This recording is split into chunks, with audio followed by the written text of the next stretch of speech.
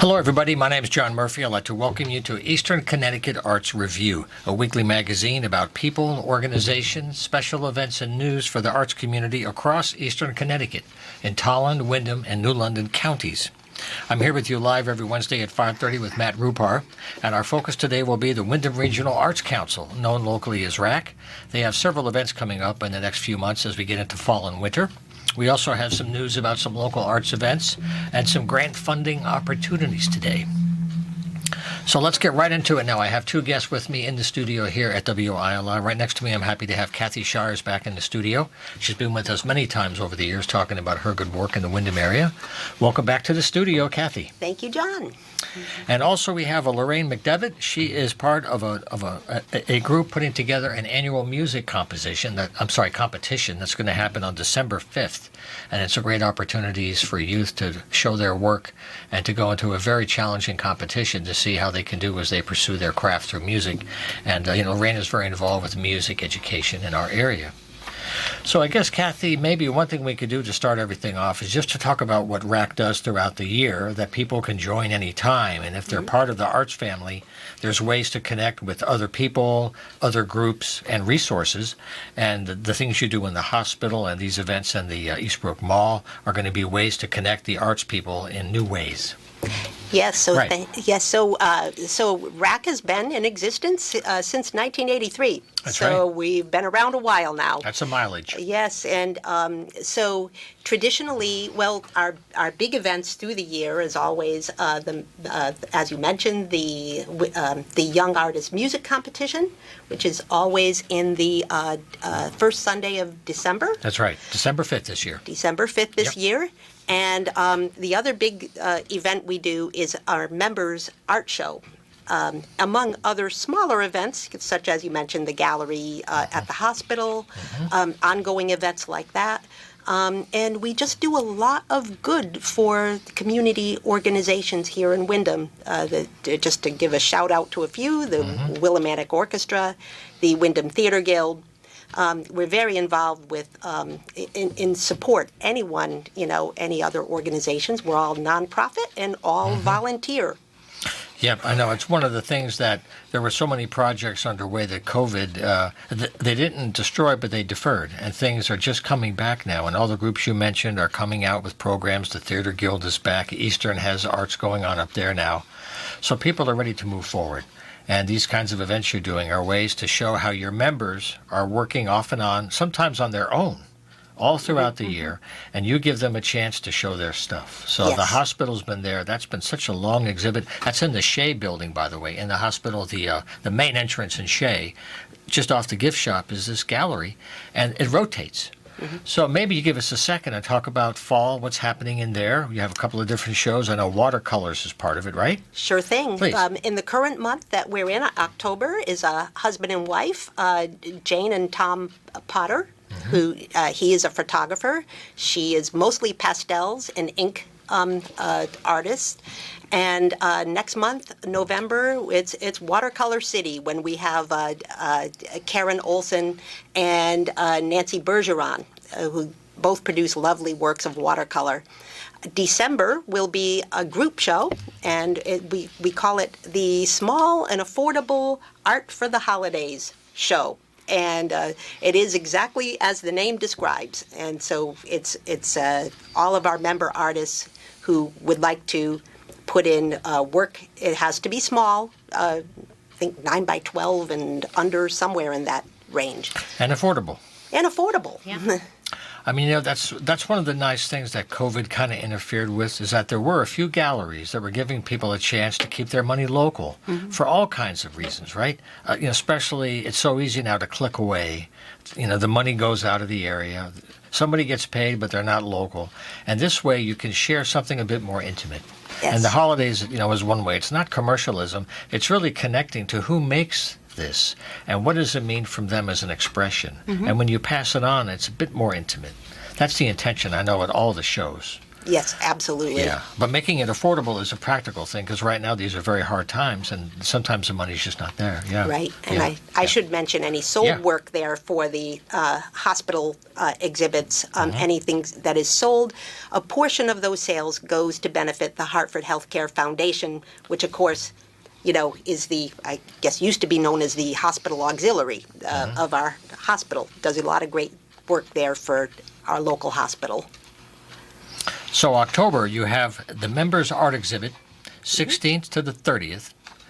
When you look at your membership, and since you've been with the organization from the beginning almost, you should say, what changes have you noticed in the kinds of art that's coming up, the kinds of people that are engaging?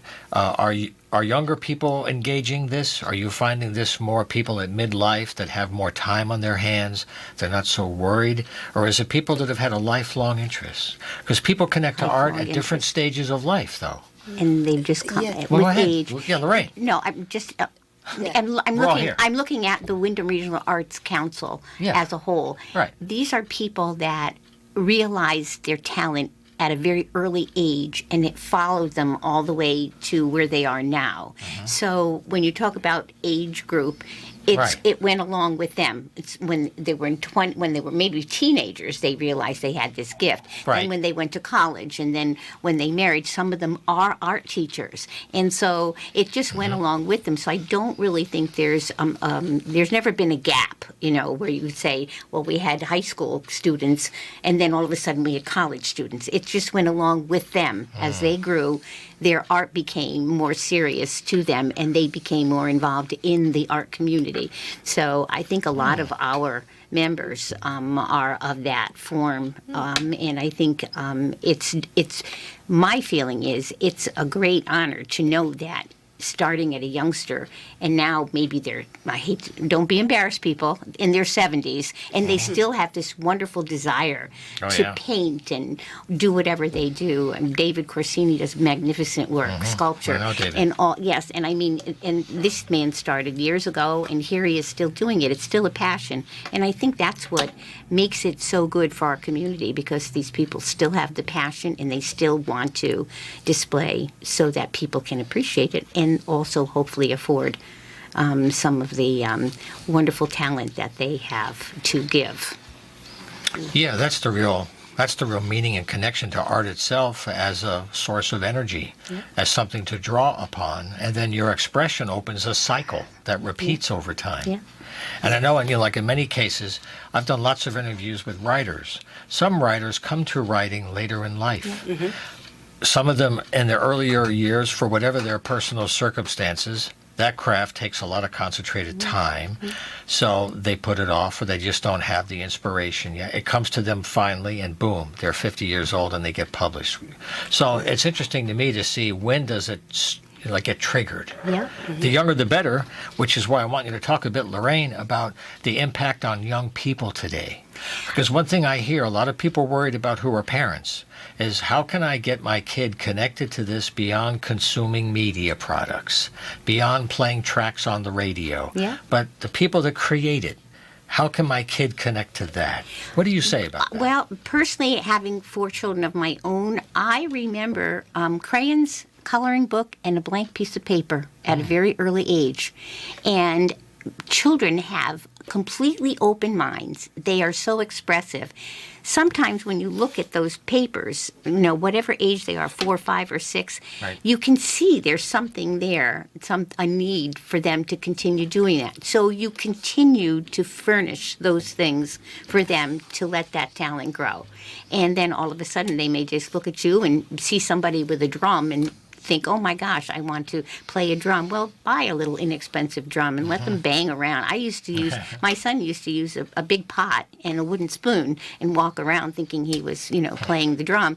But People those still are do the that, thi- Yes, they do. But the thing is that I think when you see that in a child, but you have to first offer them the tools. And crayons and a coloring book and a piece of paper, you'd be surprised what, you'll see. I have a great-granddaughter who's so talented. She can do anything, beadwork, and she's interested in doing anything. Her mom nurtures her in that area. And I think if we all do that as parents, it doesn't cost a lot of money. It just takes concentration, consideration, and comparability to really want to care about what they're doing. And I think this is a really good way to start. Yeah. Yeah, it is important to nurture, just like what Lorraine said, and I've said it like a broken record on previous shows. Go ahead. Here is that it costs really nothing for the price of a piece of scrap paper and a pencil. Just draw. That's what I always say. To just encourage. Not every child is going to be born as a terrific on the soccer field or can throw that fastball. There has to be something. When I think of what we do as an organization, you look to the future, and you look at these seats in the orchestra. Right. Who's going to fill those seats? That's the future. Yep, And absolutely. that's what we are working toward. And we just hope our music competition is a stepping stone towards that future for that young person. Whether they go to play simply in a community band, Sure. or if they play in the the Philharmonic. I mean, it's a start, and it's a place to begin performing, building confidence, and playing before an audience. Yeah. And I also think parents, when they have little people, Kathy has a little grandson, no matter what they draw, and they're so proud of it, if you say, this is absolutely wonderful, maybe the next thing they draw will be actually something you can see and know what it is. So, we all need to do that. And I don't think that enough parents, they're so busy today, have They the are. time to do that. But I also think that there has to be a little modicum of time where you say, let's sit down and let's see what you can draw on this piece of paper. And that's where genius comes from. I mean, I don't care who it is or where you live or how much money you have. I think this is a great inspiration, just giving them the encouragement and the pencil and the paper, the crayon and the paper. That's all it takes. Yeah.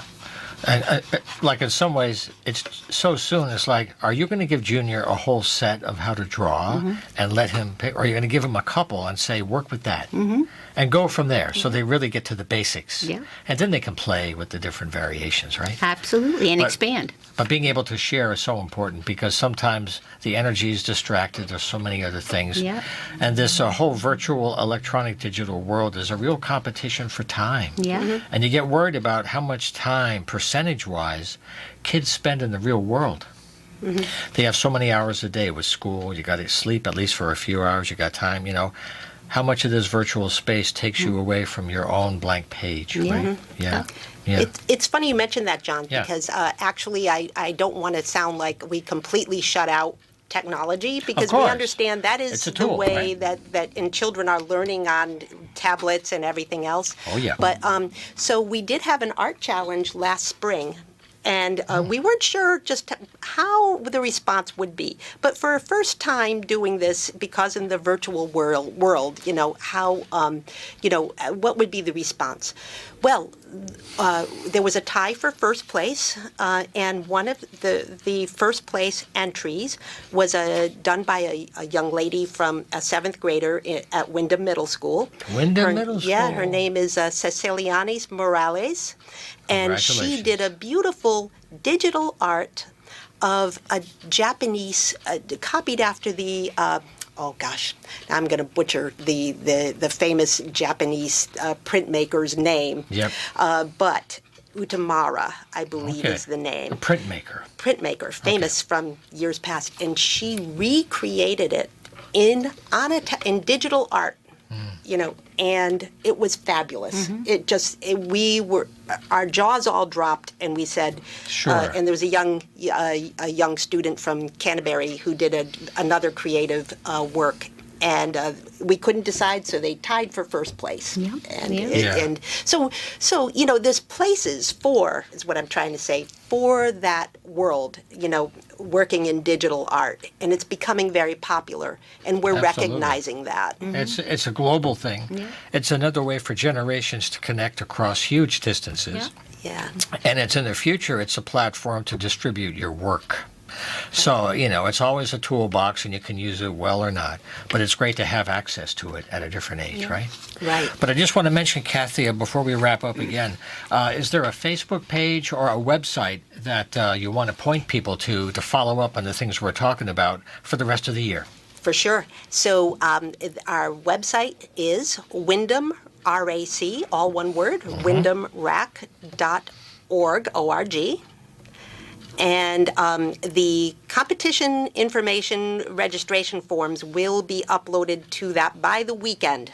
We're still tweaking a few things there, but there's membership forms. Our newsletter is on there, and all the information about the art show at the mall. We didn't mention yet that the members' art show is at the Eastbrook Mall, 16th to the 30th. Right. And so we're really looking forward to a very good turnout for that. And I think you mentioned it's going to be in the old space for Radio Shack. It is the former Radio Shack space. So that's kind of on the Kohl's side in that corner. Yeah. Correct. Right, okay. And, so stop by. And we'll be open from Friday evenings and Saturdays and Sundays, noon to 5, both days. So it's a great way to support local art, see how things are, and also support the mall. They're trying to keep it going. I know they have a couple of new people coming in there, so they're trying to get through a hard time. And it's great that we have that space back to try to celebrate art in a new way. It's a beautiful space. It is. Really. It really is. Yeah. So I wish you a great season ahead. Thank you for all the good work you're doing throughout the year, and I hope to have a great competition for December 5th. Yes. And later in the winter, we'll have you back and see how that worked out, okay? Absolutely. Maybe we can have our winner. I'd love to have them. We can play some music. We can play some music if they have. Yeah, we'll we do can that. bring our winner. So Absolutely. we'll do that after the first of the year then. Yes. All right? Absolutely. Okay. Beautiful.